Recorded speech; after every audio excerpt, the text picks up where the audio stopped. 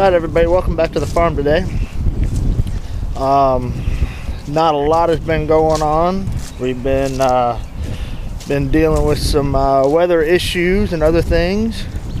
So I just mostly wanted to give an update in this video as to what's going on. We've gotten a little bit done, but man, we had some crazy weather this weekend. Friday we had tornado warnings and downpours.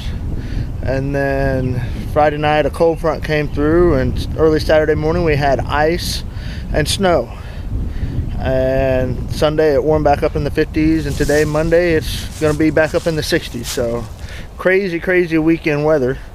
But anyway, the ground is completely wet. If you look right here, you can see the creek has got water in it again. But all this out here was underwater this weekend when that storm came through. You look right over there, you can see we got all the big trees that we're going to take down in our fence row.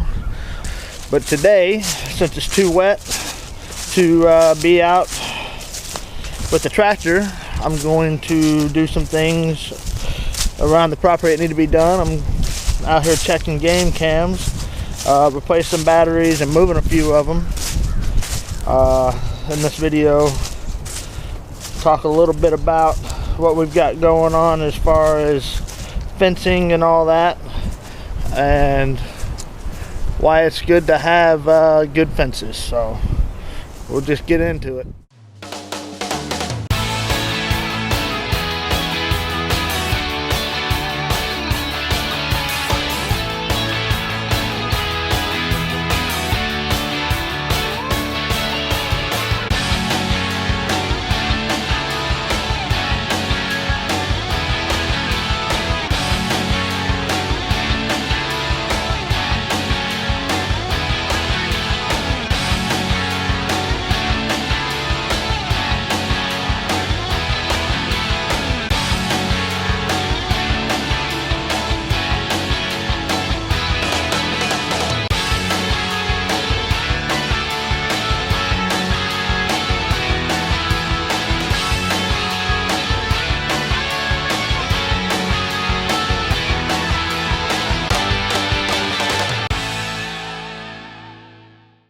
So we're over here on the other side of the creek now, as you can see right here, where we've cleared all this stuff over the last week and a half, 2 weeks. I don't know what I'm going to do. I really need to take these out because the fence line's right here. And I know I'm not going to be able to drive T-post or even auger holes out for steel posts. I'm worried about all this washing out. The neighbor has, right here, that owns this property, he has several excavators, and the one that you see in the intro video with me digging around, that's one of them that he has, and he has many of them. But get one of those and dig all that out, and I don't know, try to reestablish some vegetation. But anyway, you can see here, this is, the water came through all this weekend. All this stuff was not like this. This tree back here was like that. But anyway, tomorrow I'll probably get out here and limb all this and make some piles so that I can chip it all. I got some big trunks here that I need to cut up, and then get the splitter over here and get old Farmer Judd over here and let him split all this. He's pretty good at it. I'll put in a video right here of him splitting.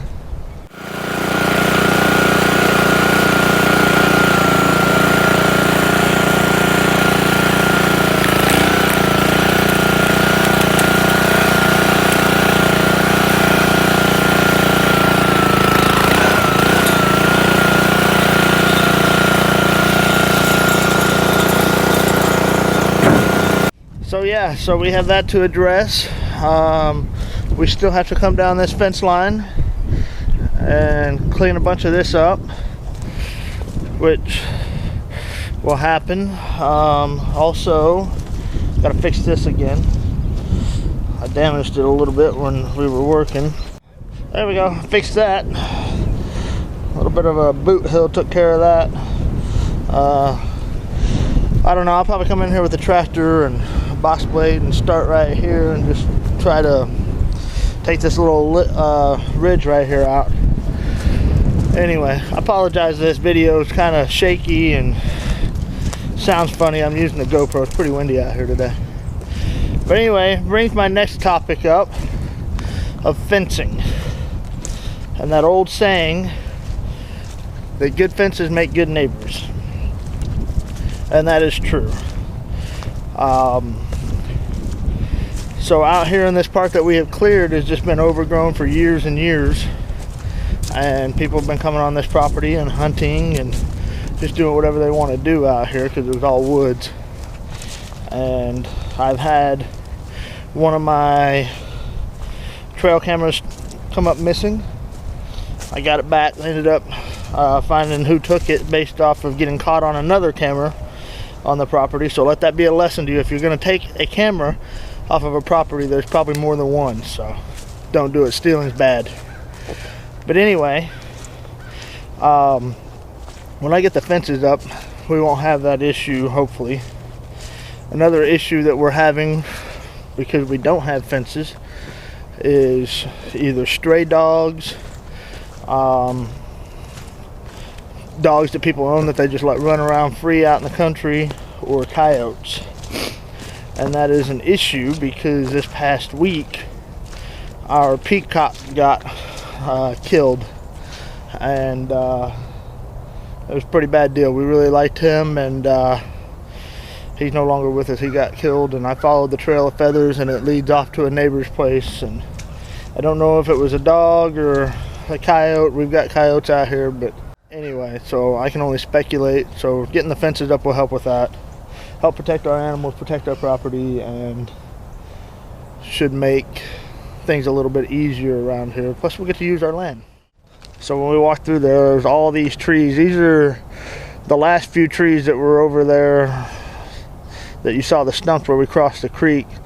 We knew the weather was coming in bad. They didn't know how much rain we were going to get. We ended up getting 2 or 3 inches of rain. I don't know, my gauge is broken right now, but I ended up just cutting them off and dragging them up here with the tractor where they wouldn't get washed away, and I could get them all down, and I can come up here and cut them up for firewood, and old Farmer Judd will have something to split up. So that's probably going to be tomorrow's project. What I want to address now is a comment that was made in one of our last videos. I was talking about putting gates in so that I could get my animals back if they went to the neighbors. I said I wasn't going to put a gate in this corner right here. I was going to put it down there somewhere by that stump. And the comment said it'd be better to put it in the corner. You're absolutely right, it would be. But see all this right here? The only reason it's clear is because I didn't see that corner when I was coming through here with my tractor and brush hog, and so that's all the neighbors. It didn't look like that. It looked like that. And like that. A little something about me. I'm allergic to everything out here when it's green. I have to be real careful what I touch. If I even rub up against a tree wrong, I can break out in a bad rash, and it's just a whole lot of frustration that I don't want to deal with. So that being said is why I'm going to put the gate down here where it's clear, so that hopefully if my animals do get out, that I have an easy way to get them back. Plus, I'm not really worried about having to chase any animals. We're not running a herd of wild cows out here. We've got 2 cows right now. We've got 4 goats. We're going to get more goats because we like goats. And we're going to get a donkey to help with protection of our animals and our property. And for the most part, they're all pretty well trained when you call or with a bucket, and we'll just keep that training. So if you've never been around a goat, if you have a bucket of feed, or if you know your goats well enough and spend enough time, if you come anywhere near where they can get to you, they're going to come and play with you. Alright, so in the process of all this walking around, I've been checking all my cameras. Actually, I've been putting cards back in them, checking batteries. I took all the cards out of them last week, tried to find out what it was that got Gary Bird the peacock, and nothing nothing got caught on any of the cameras. So that's one thing I'm doing. Another thing I'm doing is I'm out here relocating a couple cameras. I'm gonna try to figure out what it is that's crossing the property. I've tried to angle them in directions I think that whatever it is coming from, and I want to find out what it is and try to find out if it's a dog and if it belongs to somebody, and if it does, I'm gonna go talk to that person and let them know that we've got a problem and that they need to fix that. Or if it's something else like a coyote that I need to watch for and maybe eliminate from possibilities of future problems. We're gonna have a baby cow on the ground anytime. We're gonna have baby goats coming over the next couple months, and I don't need any more problems than what I've already got. So the only other thing I've got right now is I need to come up here to the barn. We're gonna redo our barn again. So if you look at the back of the barn here, that's where our chickens are right now. We're gonna increase the size of that run. We're gonna give them most of the hill, as a matter of fact.